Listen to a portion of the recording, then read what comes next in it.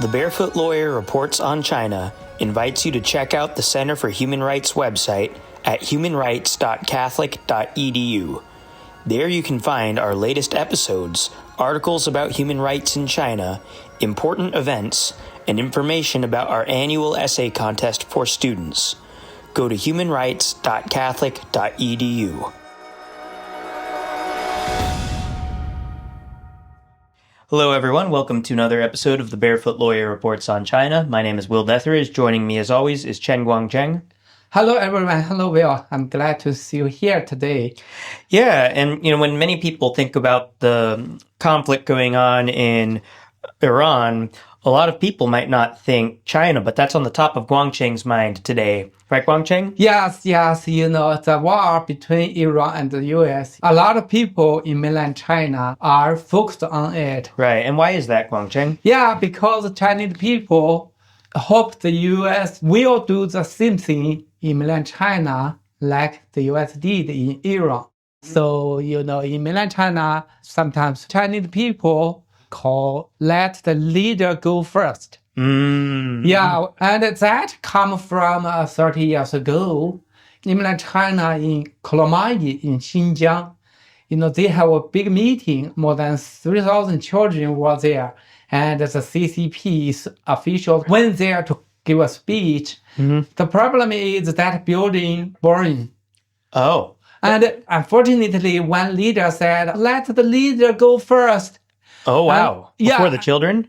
Yeah, and of course, the CCP's officials ran out, but the fire killed thousands of children. Oh, my gosh. So this is why a lot of Chinese people use that let the leader go first to describe the CCP's evil. Yeah, that's interesting and horrifying about the story with the children. Oh my gosh. Yeah. So this is why after the U.S. did this in Iran, a lot of Chinese people are so excited. I have to mention about the background. In 2003, the internet became popular very quickly. Yeah. At that time, the CCP didn't have the new technology to control the internet, to do the censorship.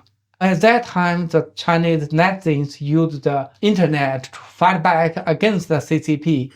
At that time, the CCP so worried about that. But later, the CCP think, we can use the internet to control the people. Right. So then the CCP stole the new technology from the Western countries and use it to create the eyes in the sky to control the people. They created the movement and facial recognition to control the people.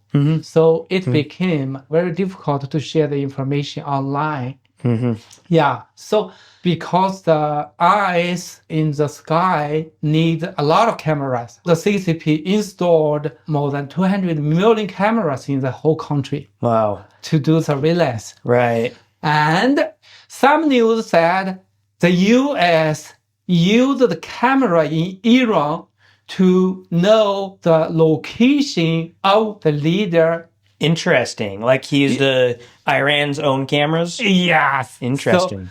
So then, after that happened, the CCP got so worried about that. Okay.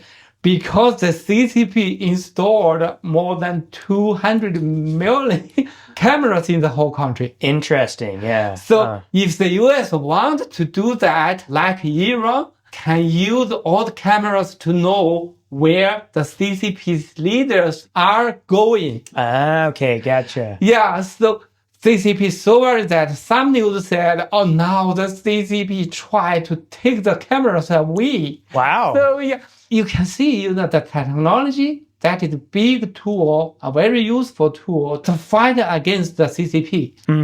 So Guangcheng, I think that's very interesting because a lot of people wouldn't have thought about the effect that our strike in Iran would have had in China. How else is that affecting, China as well, like in the economy and things like that? Before, the CCP bought a lot of oil from Iran, right? Yeah. And used their strait to transfer oil to mainland China. Right, like a water strait, right? Yeah, water strait. And now the U.S. controls that strait. Yeah, if the CCP want to get oil, much more difficult than before. Interesting. So yeah, look at the whole world. Before the CCP got the oil from Venezuela, and now the US stopped it, right? And now stops the way from Iran too.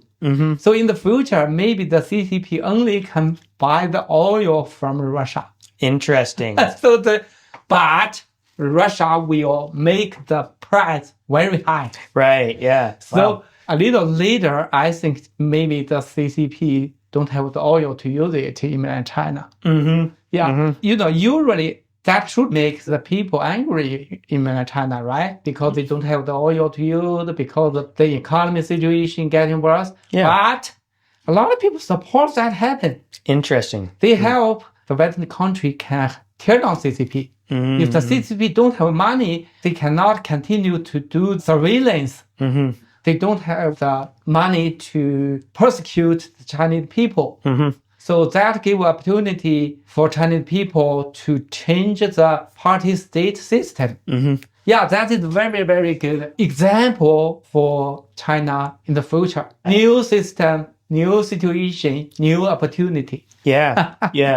And we'll keep track of this because the Iran conflict and war is ongoing, and definitely we'll see more and more long-term effects come from it, especially in countries like communist China, right, Guangcheng? Yes. When we encourage you to check our website at humanrights.catholic.edu for more follow-up episodes to come in the future about how this might impact communist China. Thank you very much, Guangcheng, for all the information, as always.